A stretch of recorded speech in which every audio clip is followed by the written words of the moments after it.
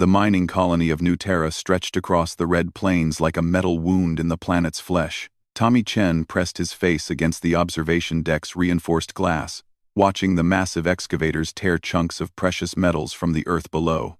At 12 years old, he had spent his entire life on this remote world, dreaming of the day his family would earn enough credits to return to Earth. "Another boring day in paradise," he muttered, his breath fogging the glass. His mother worked in the communications center, monitoring transmissions between the colony and the various trading ships that visited their little outpost. His father operated one of the heavy mining mechs, pulling rare elements from the planet's core. Tommy went to school with 37 other kids whose families had made the same desperate choice to leave Earth behind for the promise of wealth among the stars. What none of them knew was that their quiet little world had caught the attention of something far worse than corporate greed. High above the planet's atmosphere, a massive ship hung in the void like a cathedral made of black metal and twisted bone. The Kethmaran Empire had been expanding across the galaxy for 3,000 years, consuming world after world, species after species. They had perfected the art of conquest through terror, and their latest weapon was particularly cruel. Commander Vex Thule stood before a massive containment unit, his four arms crossed behind his back as he studied the creature within. The dragon was magnificent in its horror, 30 feet of scaled muscle and rage, with eyes that burned like dying stars. The Kethmaran had founded on a world they'd consumed decades ago, the last of its kind. Through careful genetic manipulation and psychic conditioning, they had turned it into the perfect tool of psychological warfare. "The humans below show no signs of surrender," reported his lieutenant, Gixtar, her insectoid features twitching with anticipation. "Their mining operations continue despite our warnings."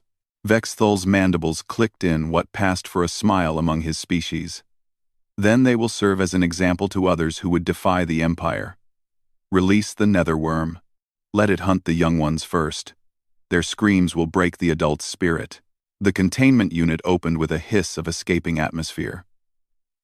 The dragon, the netherworm, uncoiled its massive form and stretched wings that could blot out the sun. Its roar shook the ship's hull as it tasted freedom for the first time in months. On New Terra, Tommy was heading home from school when the attack began. The first sign was the shadow that passed over the colony like a cloud. Except, the sky was clear. Then came the screaming. The netherworm descended like a nightmare made real. Its scales shimmered with an oily iridescence that hurt to look at directly, and when it opened its maw, flames poured out that burned cold instead of hot, a fire that froze flesh and shattered bone. Tommy watched in horror as the creature landed in the colony's central plaza. Adults ran in panic while the dragon's head swiveled, searching, its burning eyes fixed on the school building where children were still trapped inside. "No," Tommy whispered, then louder. "No." He ran toward the plaza instead of away from it, his young legs pumping as he dodged falling debris and fleeing colonists. Behind him, his mother's voice screamed his name over the colony's communication system, but he couldn't stop. His little sister was in that building. His friends were in that building. The netherworm reared back, preparing to unleash its deadly fire upon the school. Tommy could see faces in the windows, terrified children pressed against the glass, too frightened to move. In seconds they would all be dead. Without thinking, Tommy grabbed a piece of broken mining equipment and hurled it at the dragon's head. The metal clanged harmlessly off its scales, but it got the creature's attention. Those terrible burning eyes turned toward him, and Tommy felt something inside his mind crack under their weight. The dragon spoke, not with words but with thoughts that felt like ice water in his skull. "Little human child, you would face me? You would stand between me and my prey?" Tommy's knees shook, but he spread his arms wide, making himself as big as possible. "Leave them alone. They're just kids." The netherworm's laughter was like the sound of breaking glass. Such courage. Such foolishness. The Kethmoran chose their weapon well. "I am older than your species. Young one, I have devoured the children of 100 worlds." It lowered its massive head until its snout was inches from Tommy's face. The boy could smell sulfur and something worse. The stench of old death. Old pain. "But you are different." I taste something in your mind. Human child. Something that reminds me of home. Tommy didn't understand what it meant, but he saw something flicker in those burning eyes. For just a moment, the creature looked almost sad. Please, Tommy whispered. Don't hurt them. Hurt me instead. But leave the others alone. 2. The dragon pulled back, its head tilting as if considering. Then it spoke again, this time with something that might have been respect. You would trade your life for theirs? Truly? Truly, yes. The netherworm was silent for a long moment. When it spoke again, its mental voice was quieter, almost gentle. I was young once.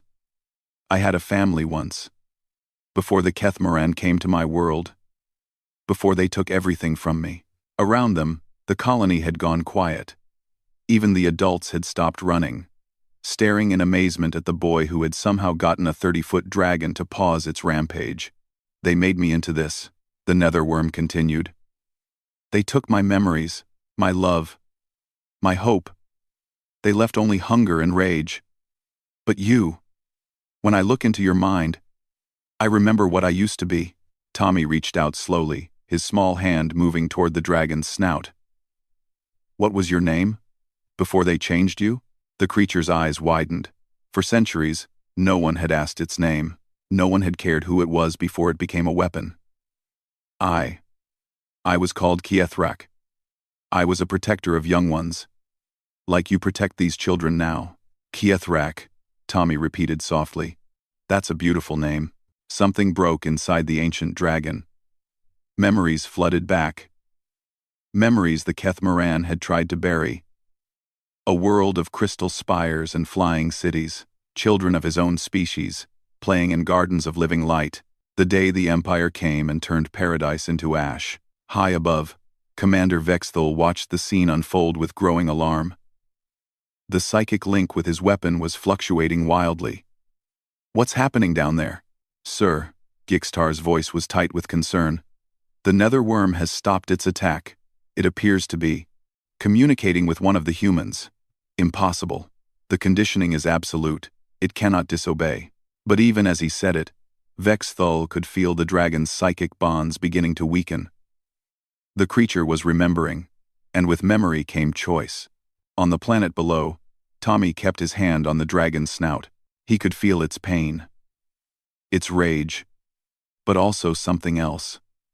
A fierce, protective instinct that the Kethmaran had tried to twist into a weapon, but had never truly destroyed.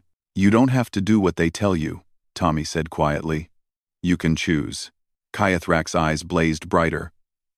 But this time, with hope instead of hunger. Choose. Yes. I choose to protect. As I was born to do. I choose to remember who I was. The dragon reared back and let out a roar that shattered windows across the colony. But this time, it was not a sound of rage. It was a declaration of freedom. The psychic chains that had bound him for centuries snapped like brittle wire. Above them, the Kethmaran ship shuddered as the severed connection sent feedback through their control systems. Alarms blared across the bridge. Sir. Gixtar's carapace was clicking with agitation. We've lost all contact with the netherworm. The neural override has failed completely. Vexthul's forearms clenched into fists. Send down the hunting packs. If we cannot control the beast, we'll destroy it and take the colony by force. Kiethrak's head snapped up as his enhanced senses detected the approaching ships. They come, he told Tommy. The ones who enslaved me send their soldiers. Tommy looked up at the dragon who had somehow become his ally. Can you fight them? The dragon's smile was terrible to behold. Little protector, I have 3,000 years of rage to unleash. But first. He lowered his head again. They will not understand what happened here. They will blame you for turning their weapon against them. You must hide. I won't leave you to fight alone. You will not be leaving me alone. Kiethrak said gently. You have given me back myself. That is a gift beyond price. But this battle is mine to fight. As the first Kethmoran dropships screamed through the atmosphere, Tommy reluctantly allowed his parents to pull him to safety in the colony's underground shelters. Through the reinforced walls, he could hear the sounds of battle. Roars of rage. The whine of energy weapons.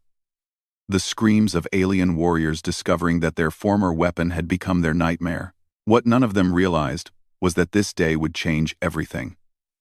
Tommy Chen had done more than free a dragon from its chains. He had shown that even the Kethmoran's most perfect weapons could be turned against them with nothing more than compassion and courage.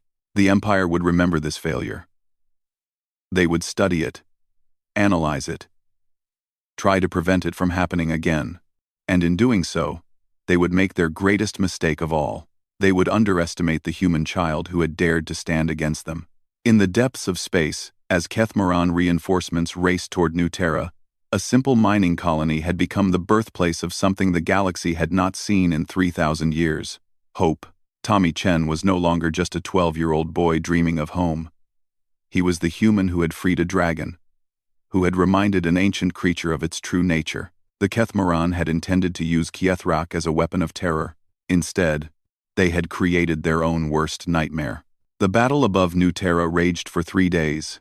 From the underground shelters, the colonists could hear the thunder of combat as Kiethrak tore through wave after wave of Kethmoran fighters. The dragon's fury was magnificent and terrible. Centuries of suppressed rage finally given release against his former masters. Tommy spent those 3 days in a medical bay, not because he was injured, but because something had changed inside him during his connection with the ancient dragon. The colony's doctor, a gruff woman named Dr. Sarah Martinez, ran scan after scan on the boy's brain activity. "I've never seen anything like this," she muttered, studying the readings. "Your neural patterns have been completely altered. It's as if you've developed new pathways, new connections that shouldn't be possible." Tommy's mother, Elena Chen, sat beside his bed with worry etched across her face. "What does that mean? Is he going to be okay?" Before Dr. Martinez could answer, the shelter's walls shook with another distant explosion. Through the ventilation system, they could hear something that made everyone freeze. The sound of Kiethrak's victory roar, followed by an eerie silence. Hours later, the all-clear signal finally sounded. The colonists emerged from their shelters to find their world transformed. The sky was littered with the burning wreckage of Kethmoran ships, and in the center of the colony plaza sat Kiethrak, his massive form coiled around the smoking remains of a command vessel. Tommy was among the first to reach the dragon. The creature looked exhausted but triumphant, his scales bearing new scars from energy weapons and plasma fire. When he saw the boy approaching, his ancient eyes brightened. "Little protector," Kiethrak rumbled, his mental voice warm with affection. "It is finished. The hunting packs are destroyed. All of them?" Tommy asked, placing his hand on the dragon's snout, as he had 3 days before.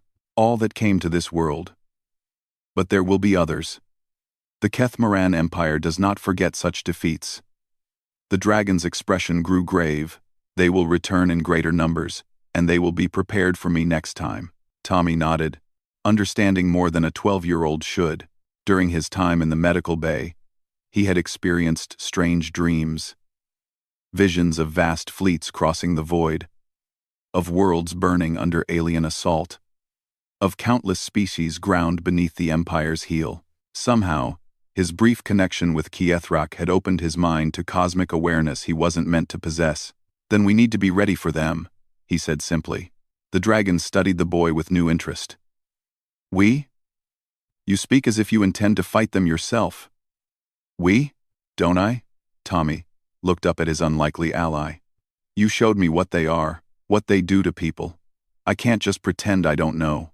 Kiethrak was quiet for a long moment. "You are young, Tommy Chen. You have a life to live, a future to build. Do not let an old dragon's war consume your childhood." But Tommy's childhood was already gone, burned away in the moment he had chosen to stand between a weapon of mass destruction and a building full of terrified children. The neural changes Dr. Martinez had detected were only the beginning. Over the following weeks, as the colony rebuilt, and tried to return to normal, Tommy found himself changing in ways that frightened and amazed him. His intelligence had always been above average, but now his mind worked with startling clarity. He absorbed information like a sponge, understanding complex concepts that should have taken years to master. When he looked at the colony's defensive systems, he could see flaws and improvements that the adult engineers had missed. More unsettling were the visions. Sometimes, when he touched pieces of Kethmoran technology salvaged from the battle, images would flood his mind. Glimpses of alien worlds, their industrial centers, their military installations. It was as if the dragon's connection had awakened something latent in his human brain, some capacity for perceiving information beyond normal senses. The nightmares were worse.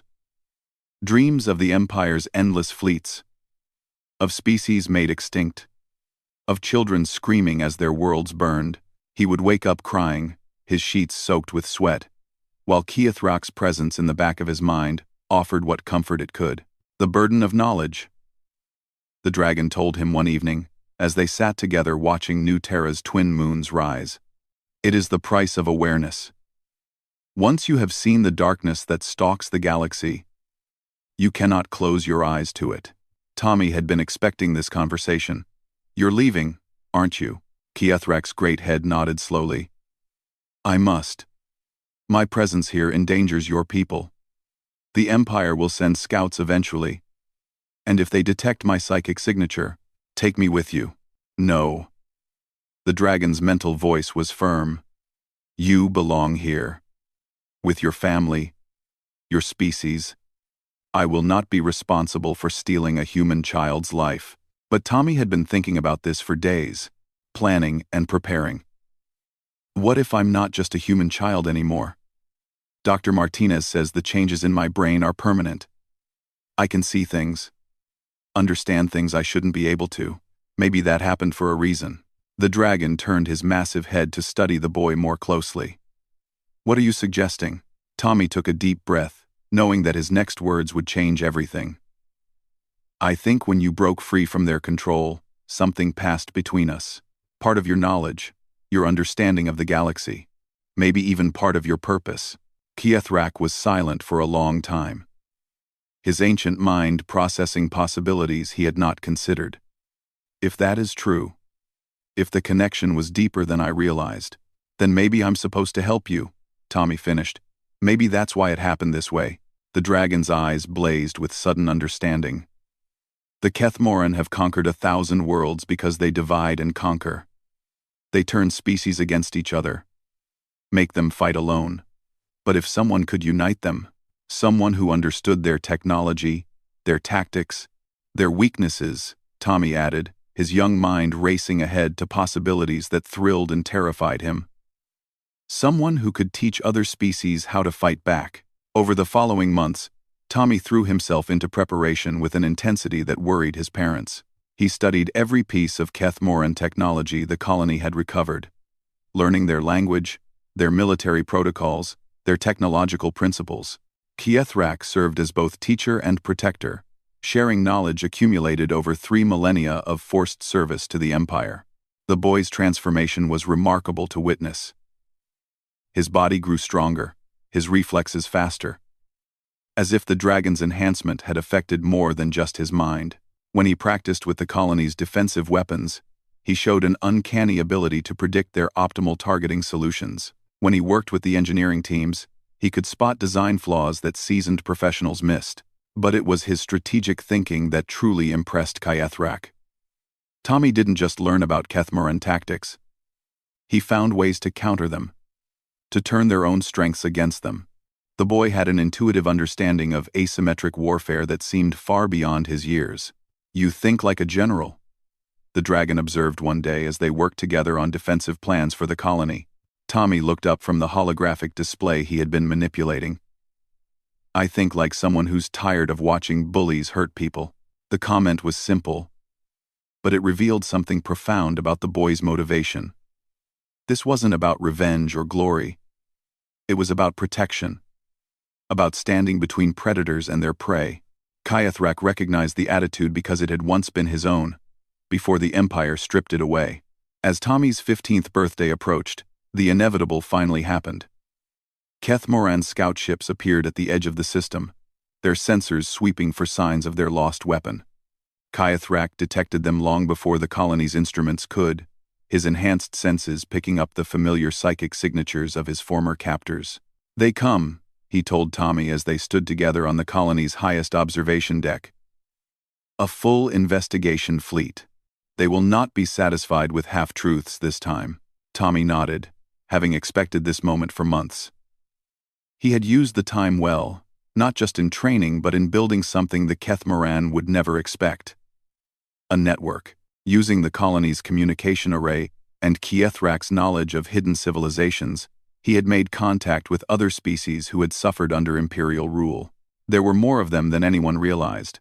Scattered survivors of conquered worlds, hidden enclaves of refugees, resistance movements that had been fighting, losing battles for decades.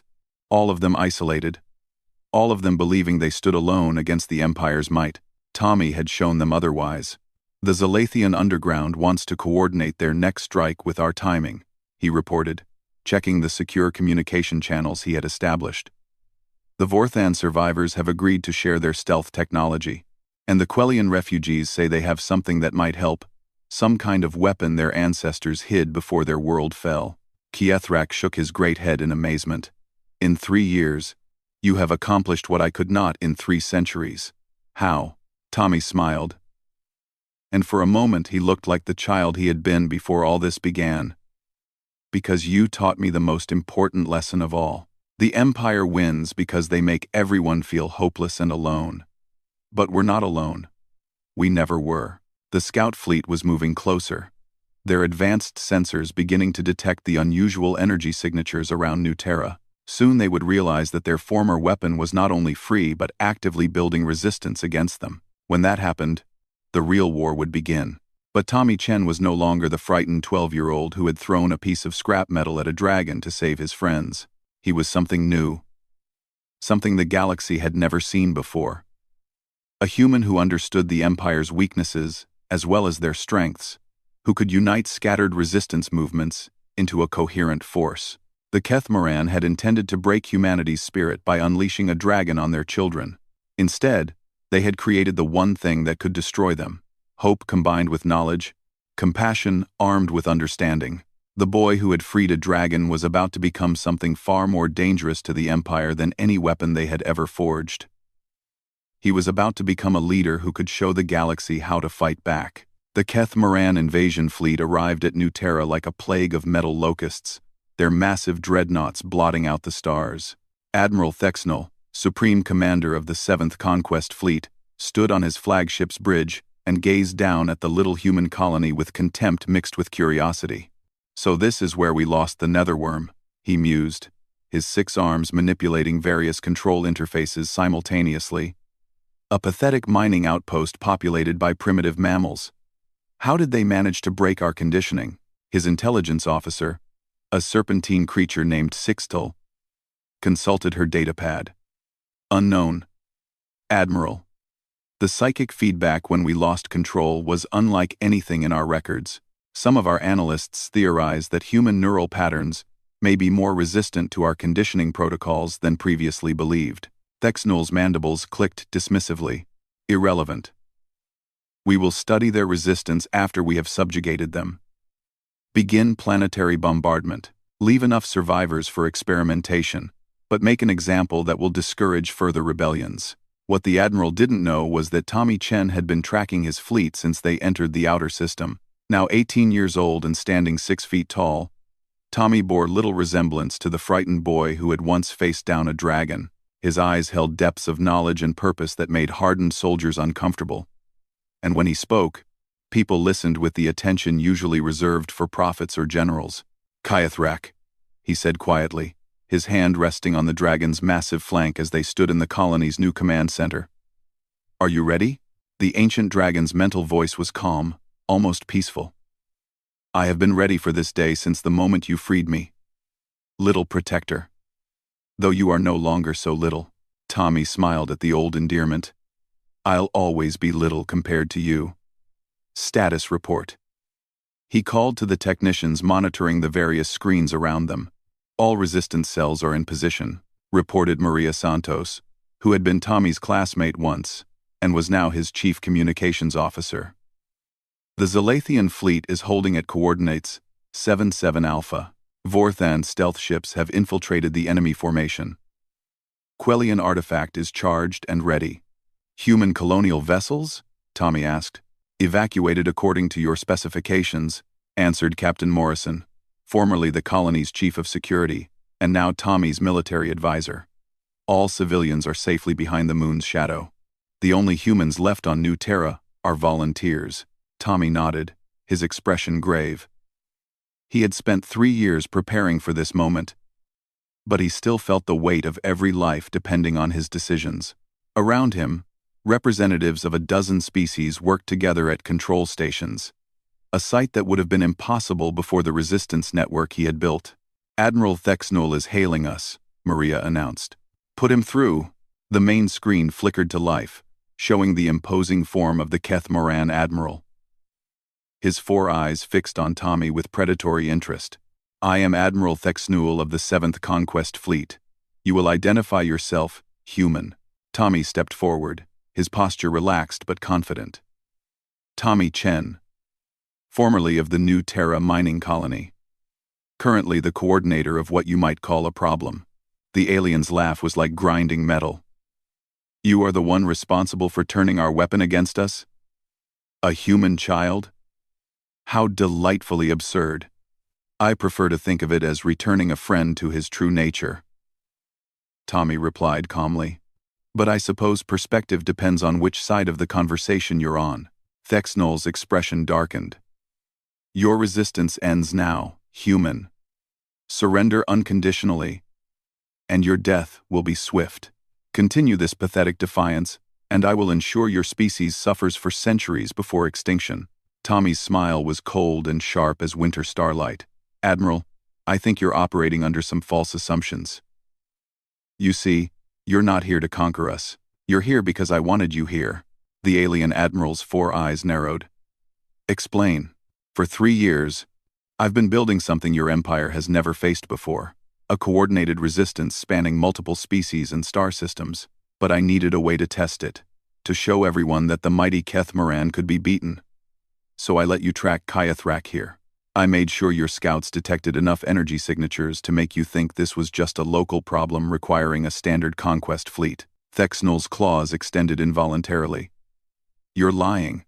No primitive could orchestrate such a deception. Check your sensors, Admiral. Check them very carefully." For the first time, uncertainty crept into the Keth Moran commander's voice as he gestured to his sensor operators. Their reports came back quickly, and Tommy could see the color drain from the alien's face as the truth became clear. "Sir," one of the technicians reported, "I'm detecting multiple fleet signatures throughout the system. Zalathian configurations, Vorthan stealth vessels, and something else, something we don't recognize." Tommy's smile widened. "The Quellians. Turns out they didn't go extinct when you burned their worlds. They just got very, very good at hiding.